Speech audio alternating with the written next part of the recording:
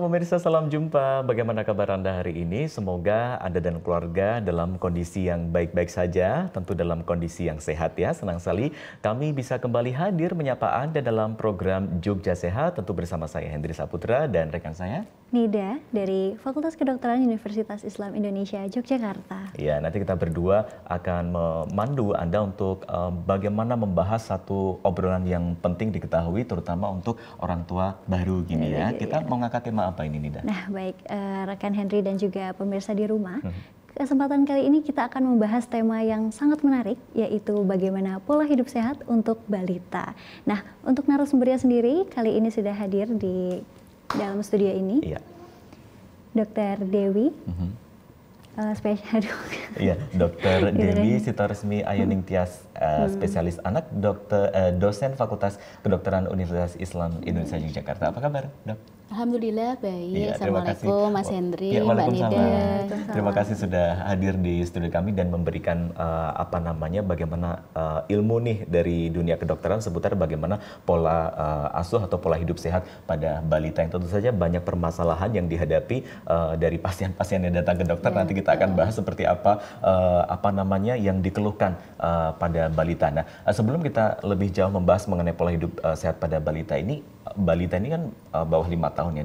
Klasifikasi seperti apa yang kemudian nanti kan akan mempengaruhi pola hidup dari 0 bulan, berapa tahun hingga 5 tahun, Dok? Iya, baik Mas Hendri. Jadi memang Bapak Ibu semua, para pemirsa di rumah, untuk klasifikasi balita, memang kita tahunya balita adalah bawah 5 tahun begitu ya. Meskipun demikian di bawah 5 tahun tersebut ada kelompok usia yang perlu kita ketahui. Jadi 0 hari sampai 28 hari disebut neonatus, kemudian sampai usia 2 tahun itu disebut bayi, setelah itu nanti ada lagi 2 tahun sampai 5 tahun seperti itu. Tapi saya kira untuk klasifikasi tersebut tidak perlu begitu dipusingkan begitu. Nanti kan ada aspek-aspek yang akan kita bahas dan memang untuk aspek-aspek tersebut sudah dideskripsikan kelompok usianya seperti itu. Oke, nah kelompok usia terkait dengan klasifikasi pada balita tadi, aspek apa saja yang mempengaruhi pola hidup sehat pada balita, Dokter? Baik, ini mungkin yang perlu kita sepakati bersama begitu ya. Jadi perspektifnya kita luaskan begitu, bahwa pola hidup itu luas dan yang akan kita bahas nanti yang saya coba angkat itu ada 5 aspek, Mas Andri. Jadi ada nutrisi, kemudian aktivitas fisik, aktivitas sedentarian mungkin belum terlalu familiar ya. Jadi nanti coba kita kenalkan begitu, kemudian screen time dan juga higienitas dan sanitasi. Di mana 5 aspek tersebut itu berpengaruh. Jadi mungkin Bapak Ibu sekalian di rumah seringkali hanya fokus kepada faktor nutrisi saja. Pola hidup sehat berarti makannya banyak sehat, tidak seperti itu. Jadi yang lain-lain itu juga harus dioptimalkan agar tumbuh kembang anak juga maksimal dan optimal. Bisa jadi generasi penerus emas seperti itu ya. Oke, nah terkait dengan beberapa aspek mungkin bisa dijelaskan, Dok, dari beberapa kasus yang bisa ditemui gitu. Misalnya kadang-kadang kan orang tua kan mungkin juga karena kesibukan, kurang memperhatikan higienitas yang mungkin satu yang paling berpengaruh ketika itu ada gangguan kesehatan misalnya, ternyata penyebabnya adalah masalah higienitas yang mungkin karena sesuatu hal yang tidak terlihat kan, Dok, itu ya, misalnya ada kuman di mana tempat dia bermain, di meja makan atau dan lain sebagainya, seperti apa, Dok? Iya betul, jadi contoh kasus misalnya ya, seorang bayi atau anak begitu dari keluarga yang ekonomi menengah ke atas sehingga bisa memberikan nutrisi yang optimal, kemudian ASI-nya oke, kemudian sudah mengerti lah mengenai feeding rule segala macam. Kemudian sering datang tapi dengan keluhan diare, BAB cair. Dimana kalau anak-anak atau bayi tersebut itu sakit, tentu saja itu akan mempengaruhi berat badannya. Nggak mau makan, asupan kurang. Nanti selesai sakit turun 500 gram, itu udah stres. Apalagi turun sekilo, tambah stres ya kan. Nah itu ternyata cara mencuci botolnya tidak higienis.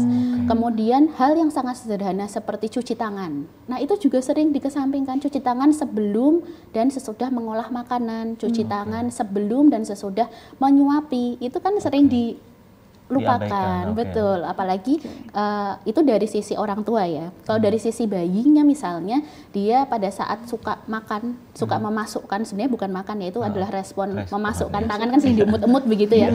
Lupa membersihkan tangan bayi. Jadi bayi habis megang apa diemut, habis megang apa diemut. Lingkungan juga berpengaruh. Mungkin nanti kita akan sampai ke higienitas dan sanitasi juga ya yang mempengaruhi pola hidup sehat tersebut. Berarti memang pola asuh, pola hidup sehat pada balita ini memang orang tua harus benar-benar standby memperhatikan apa yang kemudian dipegang, kemudian tangan itu kemana, karena kalau tidak ya ketika di klinik kesehatan misalnya di kita banyak menjumpai orang tua yang kemudian memeriksakan anaknya, rata-rata itu diare, kadang-kadang kan juga tidak penyebabnya apa, kadang-kadang hal yang simpel. Nah, untuk mencuci botol atau alat makan bayi ini kan butuh perlakuan khusus, Dok. Nah, sebetulnya bagaimana cara mencuci alat makan bayi yang bagus gitu, yang higienis? Kan ada memang sabun khusus untuk peralatan bayi, kemudian masih harus direndam pakai air panas, atau ada cara lain nggak, Dok? Oke. Mungkin kalau di zaman sekarang yang lebih relevan sudah ada sterilizer ya istilahnya, yang sangat populer ya, dari yang merek murah sampai merek mahal, tidak menyebut merek ya. Begitu, saya kira bisa digunakan jika orang tua mampu untuk membeli, dan itu sangat praktis, hanya dicuci, dan betul cucinya menggunakan pencuci botol khusus untuk alat makan dan botol bayi, karena itu akan mudah untuk larut larut air begitu ya. Jadi tidak ada sisanya. Kalau kita misalnya pakai pencuci piring yang biasa, yang umum ya, gitu ya.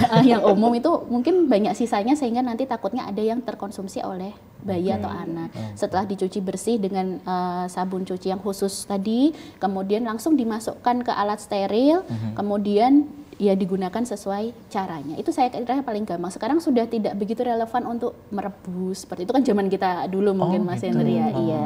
Tidak perlu direbus pakai air panas? Tidak gitu, perlu, tidak karena suhu yang di sterilizer itu sudah cukup untuk mensterilkan alat-alat bayi.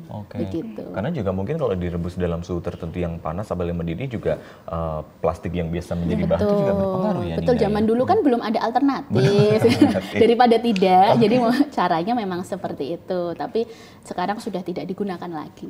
Kalau itu dari alat makan. Kalau misalnya dari makanannya, kalau zaman dulu nggak tahu, zaman Nida kecil mungkin sudah tidak mengetahui 4 sehat 5 sempurna ya. Masih masih juga ya.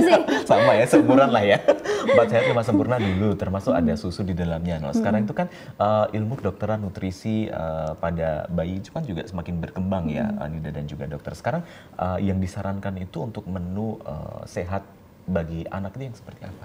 Baik. Sebenarnya informasi seperti ini bisa Bapak Ibu akses ya, karena kan zaman sekarang media itu sangat luas, sudah banyak yang menjadi dokumen publik lah seperti itu, dari Kemenkes, Promkesnya seperti itu. Nah, untuk gizi itu sudah ada isi piringku juga, namanya isi. Kenapa saya bilang juga? Karena dulu juga ada isi piringku, tapi gambarnya berbeda ya. Yang dari tahun 2023 ini isi piringku ada, kemudian dispesifikan. Jadi komposisinya tetap karbohidrat, protein dan lemak serta sayur dan buah ya.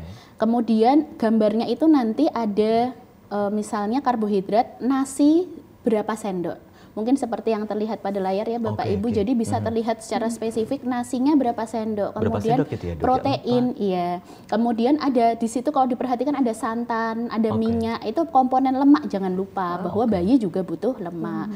Kemudian sayur dan buah porsinya kecil. Nah, mungkin yang bisa Bapak Ibu lihat juga bahwa ada bulet-buletan yang kuning biru itu juga penting, bahwa apa, Dok, itu usia ya. Jadi nanti ada usia 6 sampai 8 bulan itu ASI 70%. Maka MPASI 30%. Kemudian 9 sampai 11 bulan 50-50 ASI dan MPASI 50%. Kemudian sampai 23 bulan ASI-nya tinggal 30%, MPASI-nya 70%. Seperti itu. Jadi komponen susu juga harus diperhatikan, karena sekarang malnutrisi itu tidak hanya stunting tapi ada obesitas. Seringkali pemberian susu yang berlebihan di luar kebutuhan sesuai usianya itu juga mengarah ke arah sana. Jadi mengapa itu masuk tadi ke dalam isi piringku tadi, ditambahkan ke sana, seperti itu. Jadi pemberian susu juga harus diperhatikan bukan pada saat jam makan ya? Mungkin nanti untuk jam makan ada aturannya sendiri kan, feeding rule ya, Mas Henry. Jadi mungkin yang lebih mudah difahami adalah sesuai kelompok usia tadi jumlahnya itu semakin sedikit. Jadi misalnya dari usia 6 bulan sampai 8 bulan dia bisa minum misalnya 3 kali 150 cc misalnya, seperti itu. Nanti semakin besar jangan heran kalau dia tuh semakin sedikit susunya, karena memang itu sudah natural gitu. Apalagi kalau sudah di atas setahun yang dia sudah bisa makan makanan keluarga seperti itu, dia sudah mulai mencoba minuman lain seperti jus buah ya kan, mungkin dia suka. Kemudian dia mencobakan minuman yang kita minum itu ya nanti susunya juga akan berkurang. Itu ya tidak apa-apa asal tadi tetap dipantau berat badan setiap bulan, seperti itu. Isi piringku kan tadi kalau diperhatikan ya di gambar itu ini ada tambahan lemak dari santan atau minyak dan juga garam ya, Dok ya. Sementara di mindset ibu-ibu yang ada sekarang itu mungkin malah justru garam dan lemak itu justru dikurangi. Nah, sebetulnya seperti apa Dok ini? Ya itu sekarang mungkin sangat populer, apalagi yang beberapa tahun belakangan itu no gula garam, mungkin seperti itu ya. Itu sebenarnya kurang tepat karena prinsip nutrisi itu tetap memperbolehkan gula dan garam dengan takaran, ada takarannya. Dan saya kira jika gula dan garam itu hanya digunakan untuk membumbui makanan, itu tidak akan melebihi takaran tersebut. Nah, kita juga makan garam kan juga pasti nggak banyak-banyak kan, paling cuma berapa sendok teh. Nah, pada bayi apalagi karena porsinya itu kecil, jadi pasti insya Allah tidak melebihi takaran tersebut, tidak usah takut. Nah tadi santan dan lemak juga begitu. Lemak itu ternyata diperlukan dan diperlukannya itu proporsinya juga cukup besar, sekitar 20-30%. Nah untuk proporsi ya, jadi jangan ragu-ragu untuk menambahkan lemak dalam bentuk apapun. Nanti kalau di atas 1 tahun bisa dengan butter, mungkin yang menengah ke atas bisa beli butter unsalted segala macam, atau margarin boleh, minyak, santan segala macam itu boleh. Karena juga bapak ibu perlu ingat bahwa sebenarnya ASI kan walaupun seperti itu, ASI itu rasanya seperti yang ibu makan. Jadi misalnya saya makan nasi padang nih, ibu-ibu makan nasi padang. Nanti ASInya juga ada komponen rasa itu. Jadi sebenarnya dari ngikut ya. Itu sebenarnya Dok ya. Oh iya, bukan, itu memang seperti itu. Jadi maksudnya bayi-bayi itu sebenarnya sudah mulai merasakan berbagai macam rasa ketika dari kecil. Jadi jangan ragu-ragu untuk mengenalkan tadi berbagai rasa itu dengan realnya makanannya itu tidak apa-apa. Secara natural bayi akan sudah familiar mungkin dengan rasa-rasa. Betul, dan secara natural juga seorang anak dan bayi pasti lebih menyukai makanan yang enak. Yang kalau tawar ya yang nggak suka. Sebenarnya pada usia berapa sih Dok misalnya seorang bayi ini lidahnya itu sudah bisa mengetahui dan mengenali ini makanan enak, berasa, hambar gitu? Kalau secara teori kan tadi ya mungkin dia sudah mulai merasakan sebenarnya dari awal dia sudah mulai bisa. Makanya nanti dia semakin kuat itu indera perasanya mulai MPASI. Usia 1 tahun dia sudah mungkin bisa disamakan seperti kita walaupun dia belum bisa bicara. Kan 1 tahun dia memang baru bisa kalau milestone bahasa itu kan baru bisa 2-3 kata bermakna. Jadi memang dia belum bisa mengutarakan ya gitu. Tapi sebenarnya rasanya mungkin sudah sekompleks apa yang kita punya. Seperti itu. Makanya kalau disebut anak itu nanti mulai picky, biasanya agak susah makan tuh. Mulai 6 bulan, 8 bulan, nanti sampai 12 bulan ya karena dia sudah mulai bisa mencoba tadi rasanya kok seperti ini ya, seperti ini. Apalagi mungkin ini agak relevan juga adalah minum obat. Jadi seringkali minum obat itu misalnya dicampurkan ke botol susu. Kan pahit itu ya kan. Kemudian susu itu diminumkan ke bayi. Nah dalam pikirannya bayi kok susunya rasanya berbeda. Setelah itu nggak mau minum susu, bingung orang tuanya. Justru jadi pengalaman buruk ya Dok ya. Betul, nanti klaimnya adalah tidak mau minum susu Dok. Nah padahal mungkin jika diruntut seperti itu bisa juga. Nah nanti kita akan membahas juga mengenai bagaimana hal-hal yang mempengaruhi pola hidup atau tumbuh kembang anak, termasuk keluhan-keluhan yang datang ke dokter. Tadi kita ngomong banyak banget ya. Tapi kita jeda dulu, Nida dan juga Dr. Dewi, kita akan lanjutkan obrolan menarik ini usai jeda pariwara berikut. Tetaplah bersama kami.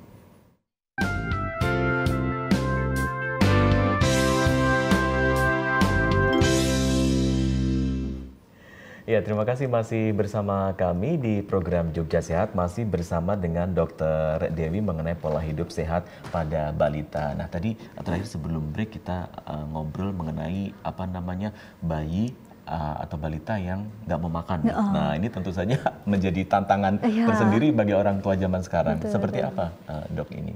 Kalau tidak mau makan itu mungkin 80% pernah mengalami gitu Mas Henry, Mbak Nida ya. Jadi, karena istilahnya GTM gitu ya, Dok ya. Betul. Dan itu adalah menurut saya suatu keluhan yang kompleks ya. Jadi bisa saja dilakukan pendekatan secara medis. Jadi kita atur dulu feeding rule kalau istilahnya ya. Feeding rule itu jadi ada pengaturan jadwal, prosedur dan juga lingkungan yang mungkin infonya sangat detail dan bisa diakses di website-website atau webinar seperti itu. Nah, itu diatur dulu. Kalaupun misalnya itu sudah betul, maka jangan lupa ada sisi non medis yaitu psikologis. Nah, jadi pendekatan kepada anak itu juga penting. Cara kita kata-kata memberikan afirmatif begitu, kata-kata positif itu juga akan terekam otak anak.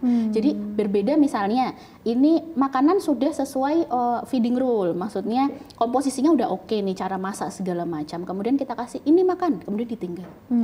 Itu juga berbeda dengan ayo nak kita makan yuk, nanti bunda temenin sambil diajak ngobrol, sambil diajak ini namanya nasi, ini namanya wortel, ini namanya ayam. Anak akan merekam itu sebagai pengalaman yang menyenangkan. Dan saya selalu mengajarkan kepada pasien bahwa makan itu adalah proses belajar. Di mana proses belajar itu harus pelan-pelan. Ya kita kan jalan juga tidak langsung jalan. Sama dengan makan, tidak langsung pintar makan. Maka dampingilah proses tersebut dengan senang, betul, dengan sabar begitu. Oke, Nida mungkin juga sering menyaksikan sekarang di sosial media ini banyak beredar parenting begitu ya. Jadi banyak metode-metode baru bagaimana memperkenalkan hal baru kepada balita, termasuk juga tekstur ya, tekstur berbagai macam bentuk begitu yang nantinya apakah itu juga berpengaruh langsung terhadap perkembangan tentu saja, tetapi juga bagaimana kemauan dia untuk kemudian meningkatkan nafsu makan barangkali atau seperti apa? Kalau secara teori memang kami dari dokter anak mengacu kepada IDAI, tekstur yang kami ajarkan adalah sesuai yang tertulis di isi piringku itu ya. Jadi kita mulai dari tekstur yang lembut dulu, kemudian saring, kemudian cincang, halus, cincang kasar, baru makanan utama. Nah, tetapi memang saya perhatikan pada realnya, saya selalu menganggap anak itu individualized ya. Jadi memang mereka itu punya preference masing-masing. Ada juga yang loncat tekstur itu juga ada. Jadi habis lembut, kemudian dia langsung mau tuh cincang kasar, dia bisa. Ya itu ya kalau menurut saya ya tidak apa-apa tapi dipantau. Jangan sampai dia tersedak seperti itu dan yang masuk itu mencukupi kebutuhan. Itu saja prinsipnya agar nanti bisa dilihat tumbuh kembangnya juga baik. Itu. Jadi ya tidak, maksudnya kalau ketika dia sudah bisa makan yang di atas teksturnya ya tidak perlu juga sih dikembalikan terus ayo harus ini dulu, harus urut gitu ya, tidak juga. Tidak semua anak tuh seperti itu.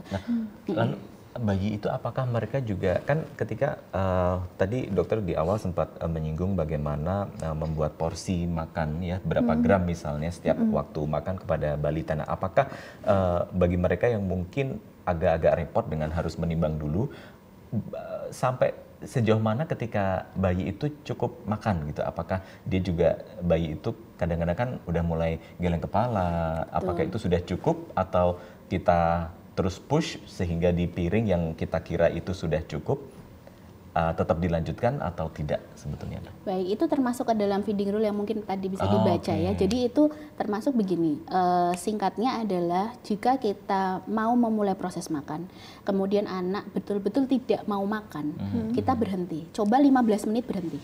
Berhenti itu maksudnya 15 menit anak tidak mau menyentuh makanan, singkirkan makanannya, cari waktu lain. Kalau dia sudah mau makan, kemudian dia ogah-ogahan, waktu durasinya setengah jam. 30 menit makanan tidak habis, ambil. Jadi udah tidak betul tuh makan diajak jalan-jalan 2 jam. Itu nggak habis-habis, 2 jam belum habis. Nggak betul ya, itu sudah tidak beda zaman betul, dulu ya. Makanya perlu juga dipelajari tentang hal tersebut. Karena bosan juga, kemudian nanti waktunya habis buat makan, Betul. tidak bisa buat aktivitas lainnya, rasa makanan juga sudah tidak fresh, tidak enak, jadi makanya perlu juga diperhatikan hal-hal tersebut. Oke, Nida sebagai mahasiswa kedokteran nih dalam menerima materi pelajaran mengenai kedokteran ini ada hal yang menarik nggak sih yang bisa di-share ke pemirsa ataupun juga dibahas bersama dokter kita sore ini? Kalau yang menarik sih banyak ya kalau bicara tentang banyak anak ya. gitu ya, apalagi perkembangannya tuh banyak banget ya. Tadi 4 sehat 5 sempurna kok bisa jadi isi piringku tuh isi piringkunya berubah-berubah lagi gitu. Jadi benar-benar asik lah kalau belajar tentang anak gitu, apalagi parenting begitu sih Mas. Ada yang perlu ditanyakan lagi nggak yang misalnya kesehariannya misalnya Nida bertemu dengan di kelompok sosial masyarakat tertentu kemudian menemui case yang mungkin menjadi pemikiran Nida sebagai mahasiswa atau menjadi penelitian barangkali seperti apa? Mungkin ini ya Dok ya, kalau misalkan terkait makan itu, misalkan jadi apakah porsi yang sedikit itu tidak apa-apa begitu, tapi dia makannya tetap di aturannya begitu? Oke, kalau masalah porsi makan itu juga seringkali saya dengar makannya banyak kok dok, tapi beratnya tidak naik. Nah sekarang saya selalu mengajarkan mungkin Bapak Ibu juga untuk berpikir objektif, bahwa ada sebabnya kenapa kurva itu dibuat. Tidak bisa kita menyalahi aturan bahwa kurvanya di bawah garis merah, tetapi anaknya aktif jadi anaknya sehat. No. Lalu buat apa kurva itu dibuat? Kan seperti itu. Standar tetap harus diikuti. Jadi berat badan itu tetap harus. Nah, tadi pertanyaannya apakah porsi makan itu yang sedikit itu cukup? Berat badannya naik tidak? Sesuai dengan yang seharusnya dia naik. Jika tidak, ya kurang. Udah begitu saja. Yang tadi banyak sedikit itulah subjektif. Ya, subjektif. Jadi kalau misalnya porsinya sedikit-sedikit tapi sering diakumulasi jadi banyak, cukup untuk menaikkan berat badan, it's okay. Tidak apa-apa. Tidak harus, kan ada anak juga mungkin porsinya kecil-kecil, ada yang langsung makan besar tidak suka ngemil. Ya saya kira tidak apa-apa, intinya dalam 24 jam mencukupi lah untuk dia tumbuh dan berkembang. Prinsipnya seperti itu. Harus kreatif berarti ya, jadi seorang ibu juga. Dan ya. juga seorang ibu itu harus kenal anaknya menurut saya ya. Yang paling, saya selalu mengajarkan yang paling mengenal anak itu adalah orang tua, terutama ibunya. Kami sebagai dokter bertemu 1-2 kali anamnesis, walaupun anamnesisnya lama misalnya 15 menit tidak akan bisa mengcover apa yang terjadi di rumah. Nah itu orang tua terutama ibu harus jeli untuk melihat anaknya tuh sebenarnya minta apa, dia tuh craving apa, maksudnya dia tuh ingin mengatakan apa. Mah saya tuh lagi nggak mau makan nih, maunya main, diem, disuruh duduk, kemudian dia disuruh makan, dikasih makanan setengah jam, ibunya mungkin belum tahu feeding rule ya. Itu menjadi pengalaman buruk begitu. Nah orang tua juga harus jeli untuk melihat clue-clue dari anaknya seperti itu. Nah kalau ada kasus itu dok, misalnya banyak mungkin ya dari pasien yang datang ke dokter mengenai mengeluh anaknya susah makan, apa yang kemudian dokter berikan kepada mereka nih dok? Baik, kalau saya itu bisa agak luas ya Mas Hendri, karena susah makan itu penyebabnya ada medis dan non medis atau nutrisi. Kalau medis biasanya pasti kami akan menyarankan untuk screening penyakit. Yang paling sering itu adalah screening TBC. Jangan lupa, itu screening TBC, ISK, kita screening, itu tetap harus dijalani. Nanti untuk bagian nutrisi kita bicarakan tadi feeding rule, bagaimana kebiasaan di rumah, kemudian lihat kurvanya, trennya ternyata sudah tidak naik, ini buat faltering, susah makannya sudah 6 bulan, tidak naiknya sudah 4 bulan, berarti 4 bulan ke belakang bagaimana kebiasaannya, ada masalah apa, seringkali masalah pindah rumah, terus jadinya adaptasi rumah tangga, seperti itu juga berpengaruh. Nah banyak hal yang bisa dieksplor dari situ. Ada juga gini tadi terkait dengan porsi makan yang Nida sampaikan ketika orang tua mengatakan bahwa ini anak saya geraknya sudah banyak nih sehingga porsi makannya mungkin sudah berkurang. Nah sebetulnya seperti apa nih dok ketika secara fisik melihat kok makin kurus karena banyak gerak gitu, apakah kemudian juga porsi makannya harus ditambah karena menghindari jangan sampai tadi obesitas gitu ya dok? Iya betul ya. Kalau saya kembali prinsipnya mengajarkan objektivitas ya. Anak aktif oke, berat badan tidak naik tidak oke. Ya secara keseluruhan anak tidak oke, gitu aja. Jadi tidak secara logika bahwa anak tambah umur itu tambah aktif otomatis. Tidak mungkin kan dia diem aja. Kalau diem aja berarti mungkin ada kelainan segala macam. Dia aktif tetapi dengan bertambahnya usia dan bertambahnya keaktifan, kebutuhan itu kan bertambah, kebutuhan kalori dan nutrisi tadi. Kita sebagai orang tua berkewajiban memberikan hak dia untuk tadi kebutuhan kalori yang cukup. Kalau misalnya dengan bertumbuhnya usia, keaktifan bertambah, berat badan kurang, berarti kita logika pertama orang tua kurang memberikan asupan gitu saja. Jadi harusnya tidak terus aktif berat badan turun ya tidak juga seharusnya. Makanya pemeriksaan di posyandu yang rutin itu memang untuk berat badan, kemudian ada aspek lain yang harus diperiksa begitu. Iya, betul. Nah, terkait dengan itu Dok kan sekarang pemerintah juga berbagai pihak memerangi stunting begitu ya, dan itu kan dimulai dari saat sebelum seorang ibu ini berencana untuk mempunyai anak, ada program makanan apa yang harus dihindari dan sebagainya. Nah, ketika anak itu sudah lahir, apakah juga ketika pola hidup sehat yang tidak diterapkan pada balita akan berpengaruh terhadap juga ada kemunculan gangguan kesehatan itu atau seperti apa? Iya betul. Jadi pola hidup sehat yang tadi mungkin kita banyak bahas tentang nutrisi ya, yang tadi aktivitas fisik mencakup juga aktivitas fisik, kemudian tadi kebersihan, stunting juga berhubungan dengan kebersihan, di mana semua itu harus dioptimalkan. Mengapa saya mengenalkan aspek yang perspektif luas seperti ini? Agar orang tua paham bahwa untuk mencapai dan istilahnya mengassure ya, memastikan anak itu bertumbuh dan berkembang dengan optimal, itu semua aspek harus dioptimalkan. Tidak bisa hanya salah satu. Makanan dioptimalkan, tetapi kebersihan di rumah tidak dijaga, sampah di mana-mana, banyak lalat segala macam seperti itu ya, itu tidak bisa karena anak akan sakit-sakitan berat-badan tidak naik jadi stunting seperti itu. Jadi memang semua harus disadari, dan kalau saya biasanya bilang dari hal yang sederhana. Jadi tidak usah terlalu muluk-muluk bahwa akan seperti ini, tidak disesuaikan dengan kondisi rumah tangga Bapak dan Ibu seperti apa. Tidak usah ingin melihat yang lain begitu ya. Tidak apa-apa, semua rumah tangga itu insya Allah sudah diberikan fasilitas lah, jika sudah diberikan anak, insya Allah diberikan fasilitas untuk bisa membesarkan, kan seperti itu. Nanti dioptimalkan, kemudian semua aspek dijaga sehingga ujung-ujungnya tetap tumbuh kembang yang optimal agar anak bisa menjadi generasi penerus, generasi emas bangsa ini. Baik Dok, gak terasa nih waktunya sudah 30 menit, tapi sebelum kita akhiri ada sedikit nggak Dok saran kepada orang tua nih terkait dengan perkembangan? Baik, untuk Bapak Ibu di rumah jangan ragu untuk berkonsultasi dengan dokter anak atau tenaga kesehatan jika ada permasalahan.